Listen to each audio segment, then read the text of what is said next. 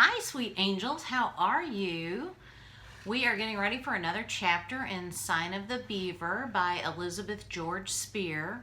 I'm in my house today. I thought I'd just go ahead and record some of our chapters here to go ahead and get going with it. So we're going to be on chapter 16. Now, here's what is so exciting. We left chapter 15, which was last week, last Friday, if you're sticking with your schedule, last Friday, and Ben and Etienne had killed a bear. I mean, a lot had happened. They went to see a beaver dam, killed the bear. A lot of exciting things happened last week. We're about halfway finished with the book, I think, maybe a little bit more than halfway finished. So there's still quite a bit left to happen. Many, I bet you have a question looming over your head. And it's looming over Matt's head too. What's that question? Where is his family? Where is his family? It has been past the time they said it would be. As you can imagine, all kinds of thoughts are running through his head. Did something happen to his pa on the way to get his mama and sister? Did something happen to the family on the way back with the new baby? He's just not sure. All he knows is it's been longer than he said. He's out in the wilderness all by himself. You know, he's really fortunate that Etienne and Sockness found him and befriended him and helped him out. It made his days go a little bit more quickly. Now, I believe Etienne and Matt have finished Robinson Crusoe now at this point.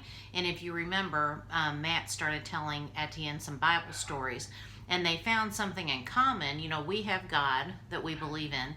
And Etienne and his tribe have Gluscabe. I'm not sure I'm saying that right, but but that's his spirit. That's who they look up to. And actually the stories that Matt was telling Etienne's like, hey, we have a similar story. So they noticed some things in common, which was kind of cool. Okay, so today, when we left with on Friday, they had killed a bear. So now we're going to be beginning chapter 16, excuse me, and see what happens. So they've killed the bear. Now what? Let's just look at these few words. We've got befallen. I hope you can see these. I don't know if you can or not. Befallen, which means something's happened to you. Something's befallen upon you, happened to you. We have stockade, which is kind of like a barrier around. I believe it's going to be talking about Etienne's tribe and how there's a stockade, which is a barrier around his area, the tribes where the tribe has set up camp.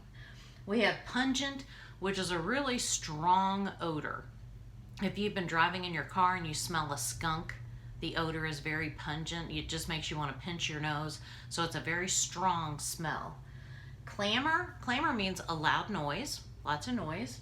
Contortions, that's when somebody can bend all different kinds of ways. Gymnasts probably are familiar with contortions, making your bodies move in different ways. And then the last word is nimbly. I don't know if I put that on your weekly words or not. But nimbly, you know what reminds me of nimbly? Is Spider-Man. Like Spider-Man can go all these different ways and climb so nimbly. He's just very agile. Like he can move all little ways. He just, not like Batman. You know, Batman's like, roar. And Spider-Man's just what you would call nimbly. Like he can creep here and there and everywhere. Kind of cool. Okay. Chapter 16, you ready? Now, first things first. Teeth are brushed, hair's brushed, you're ready for the day, right? If not, pause it and go take care of it. And for Pete's sake, if it's afternoon and you haven't done that yet, hightail it into the bathroom. Come on, pull yourselves together. You know, the dentist is still going to be around. And if you haven't been brushing your teeth, what do you think your dentist is going to say? Not to mention the people that have to deal with you every day, they want you to have nice fresh breath, right? And to look presentable. So go take care of it if you need to. Otherwise, open up to chapter 16 on page 76. Let's see, okay. Now my allergies are acting up, so excuse me. My eyes are watering, my nose is running, my throat is weird. So bear with me, please. All right, chapter 16. In the late afternoon, Matt sat in the cabin doorway. He couldn't think of any work to do. He felt restless, the excitement still jumping about inside him. The excitement of having killed the bear. He's still just all woo. He needed to talk to someone. He wanted to tell his father about the bear. Thinking of his father, he felt the snake of worry crawling about behind every thought. That worry was becoming more frequent every day. Of course, as the days go on, he's getting more and more worried, obviously. What could have kept his father so long? Suppose some accident had befallen him. An accident had happened to him. The meeting with the bear had shaken Matt's trust in the forest. Now it seemed to close him in on every side, dark and threatening. Suppose his father had met with a bear. Suppose he had never got back to Quincy.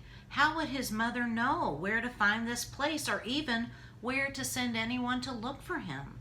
Matt hugged his arms around his chest, but the cold was inside. It would not go away. I mean, he is just, I'm a worrier. I've told you all that before. I just worry, worry, worry. Well, of course, Matt has great reason to worry. What if something had happened to him? His mom wouldn't even know how to get to where Matt was. She wouldn't know where he was. So he is just full of worry. Something moved at the edge of the woods. Matt leaped to his feet. A stranger came walking into the clearing. With an ugly chill against his backbone, Matt stared at the hideously painted face. Hideous just means absurd. Then he recognized Etienne, a very different Etienne from the boy who had walked with him in the forest that morning. The Indian boy had washed his body, and it shone with fresh grease. Remember, he had talked about the grease and how it stunk, and we talked about that in an earlier chapter. Do you remember why they did that? Why the Native Americans would put the grease on their bodies? Remember? Help keep kind of the mosquitoes away, because they were like, pew. They didn't even like the smell of it. He had combed his tangled black locks.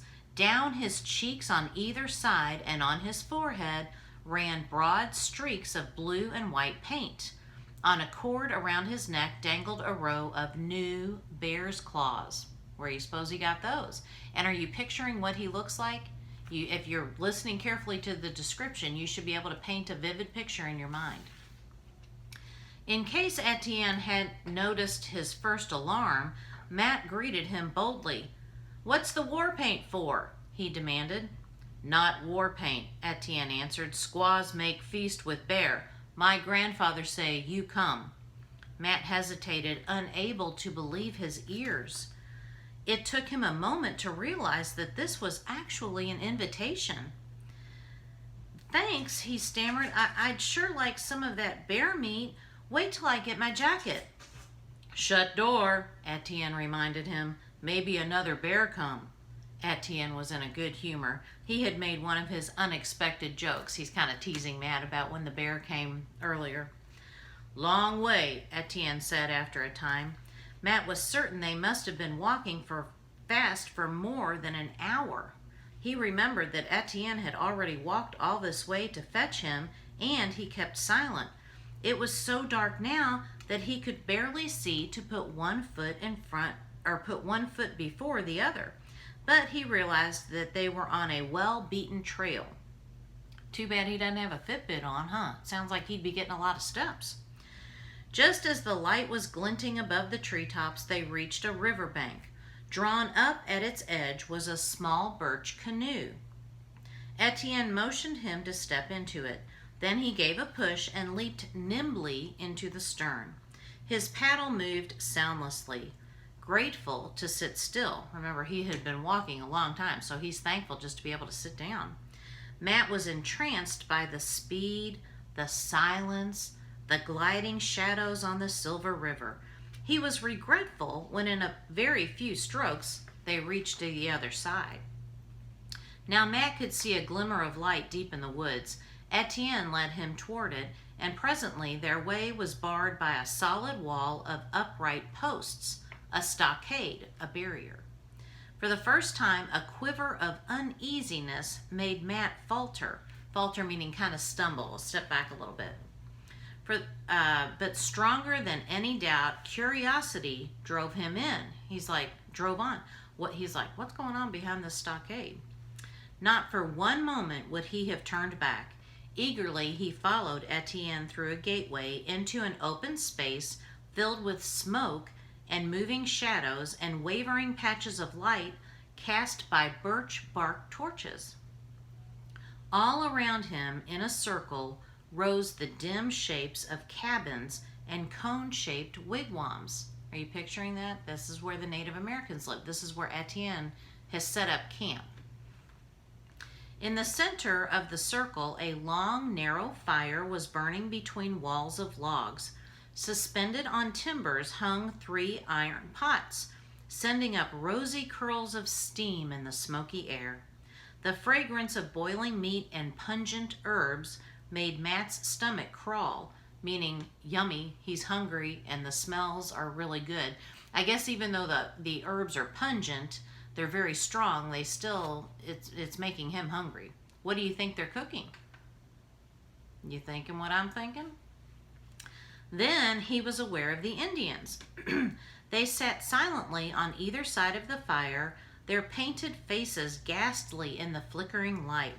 They were clad in an odd medley of garments, some in Englishmen's coats and jackets, meaning dressed like a white man, others with bright blankets draping their shoulders. A few had feathers standing straight up from headbands. Everywhere there was the gleam of metal on arms and chests. Women in bright cloth skirts and odd pointed caps moved about without a sound, adding wood to the fire or stirring the contents of the kettles. Light glinted on their silver armbands and necklaces. Clearly the Indians had put on their finest array for this feast. It came over Matt with a rush of shame how very shabby he must look in their eyes. Even if Etienne had warned him, what could he have done?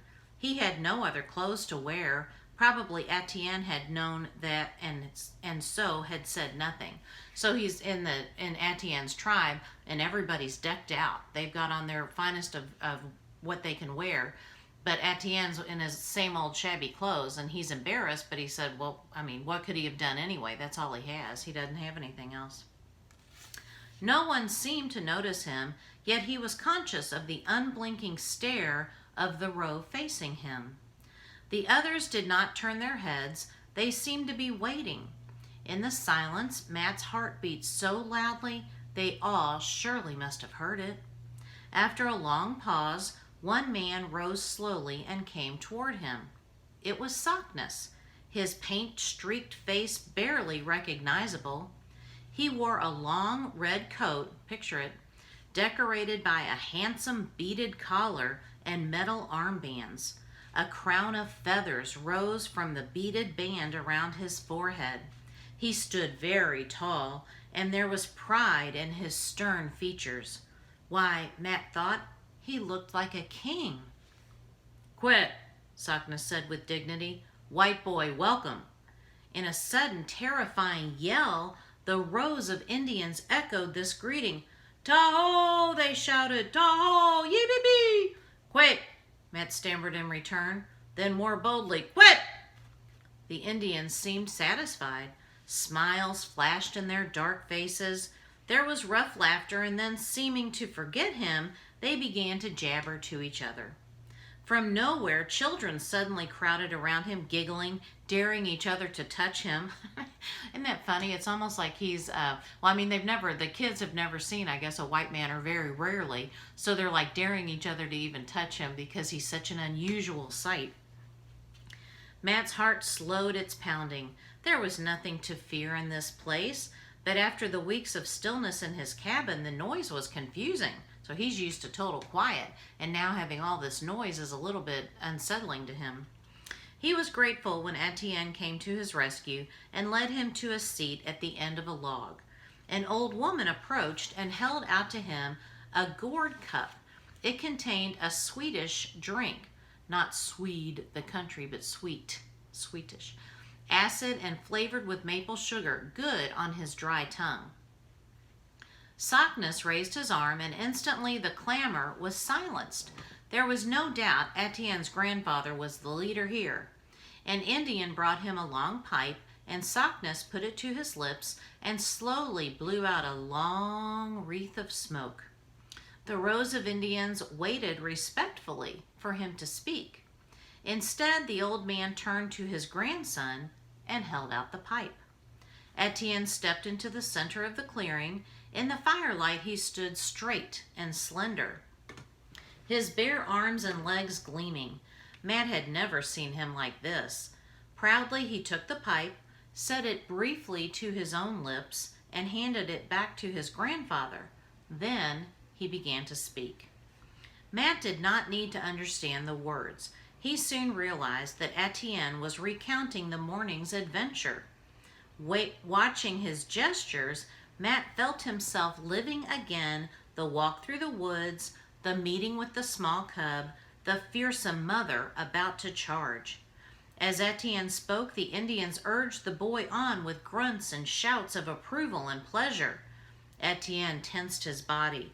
He uttered a sharp cry, pointed at Matt, and made a flinging sweep of his arm, hurling an imaginary rabbit.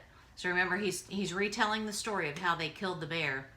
And remember when Matt had flung the rabbit at the bear, which certainly wasn't going to kill the bear, but it would distract the bear long enough for Etienne to take good aim at him or her. The seated figures broke into loud cries, shouting, "Hey!" grinning and pointing at Matt, swinging their own arms in imitation. Matt's cheeks were hot. He knew they were making fun of him, but boisterous as it was, the sound was friendly. Now they turned back to Etienne and followed his story with growing excitement. Etienne certainly made a very good story of it. His telling took a lot longer than the actual event.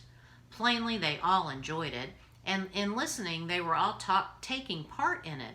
Etienne was a skillful storyteller.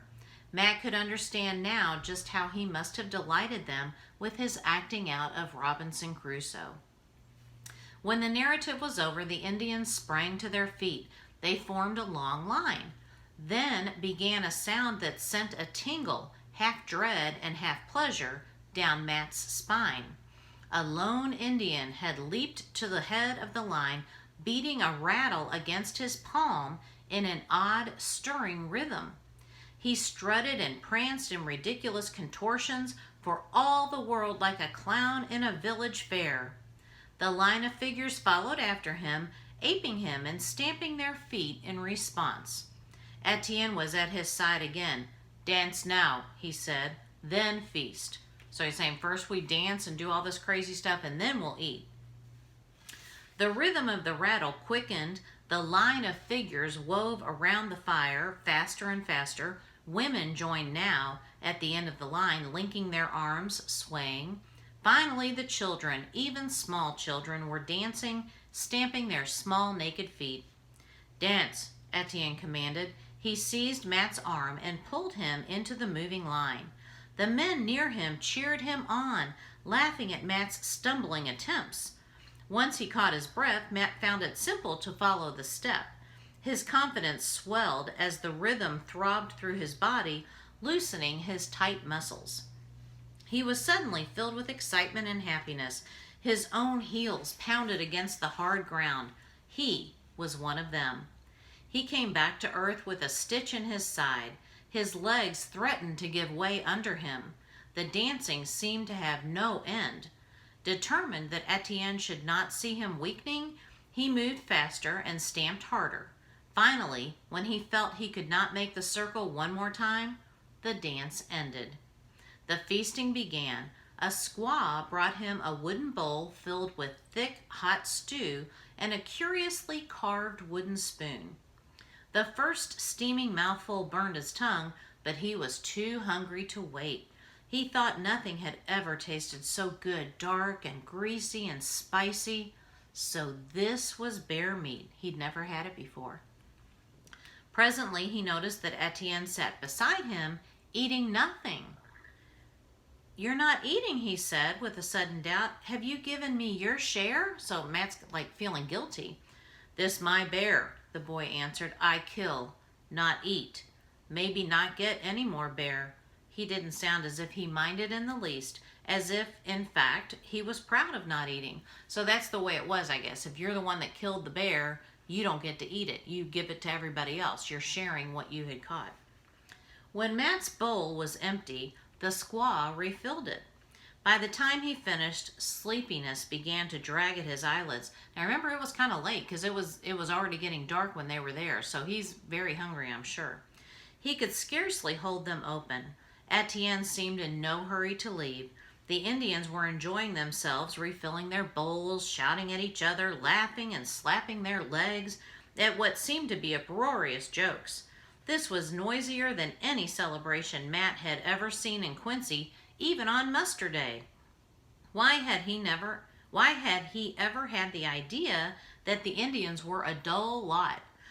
Muster day, just to pop back, muster day is when they would, the men would sign up to get into the army, to go to the military, and it was a party day. I mean, they had fun. It was quite a day, and so he's saying this is such an exciting time. It was even more so than muster day. At last, however, they fell silent, and Matt saw that one of them was beginning another story. It promised to be a long one. Between the sentences, the speaker drew on his pipe, and the smoke curled from his nose and mouth as he spoke. Matt's head drooped and came up with a painful jerk. You know how when you're sitting upright, falling asleep, and your head kind of nods like that? He had almost fallen asleep sitting up. Etienne laughed and motioned him to his feet. At the thought of tramping all the way back to the cabin, ugh, Matt groaned. Oh, it must be close to midnight. He's so tired. He doesn't want to have to walk back to the cabin. Then he saw that Etienne did not mean to go back. He led Matt toward one of the wigwams, which is one of the tents, and pulled back the flap of deerskin that hung across the door. Inside, a small fire burned, and by its faint light, Matt saw a low platform covered with matting and fur. Etienne made a silent motion, and Matt, too sleepy to question, gratefully let his tired body sink down on the soft skins. Etienne stirred up the fire and left him alone. Once, long after, Matt roused to hear the rattle and the pounding of feet. The Indians were dancing again, and he was thankful to stay right where he was. So he is pooped. He's had quite a day. Killed a bear, an Indian feast. It's been quite a day.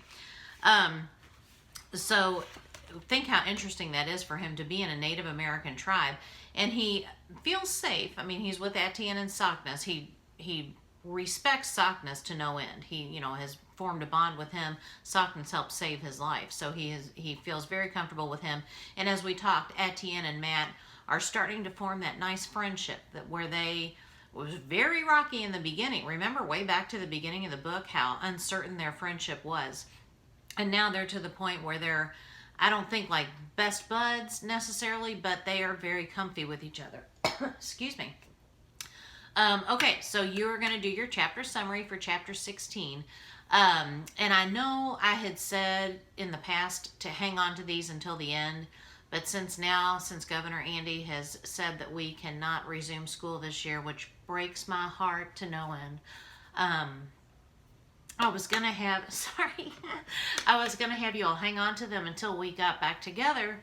But since we're not going to, then you will want to go ahead and start turning those in, okay? So we're on chapter 16, and you can go ahead and start turning in from chapters 1 on. A lot of you have already done that, which is great, but I know I had said just to hang on to them. But we'll go ahead and start getting those turned in, okay, so I can give you credit. And remember that you have to get your work turned in or you don't get credit for it. And I don't want you to do poorly. This is your time to shine. You can do very well, okay? All right, I love you guys. I'll see you with, next time we'll be reading chapter 17. Okay, see you later. Have a good day.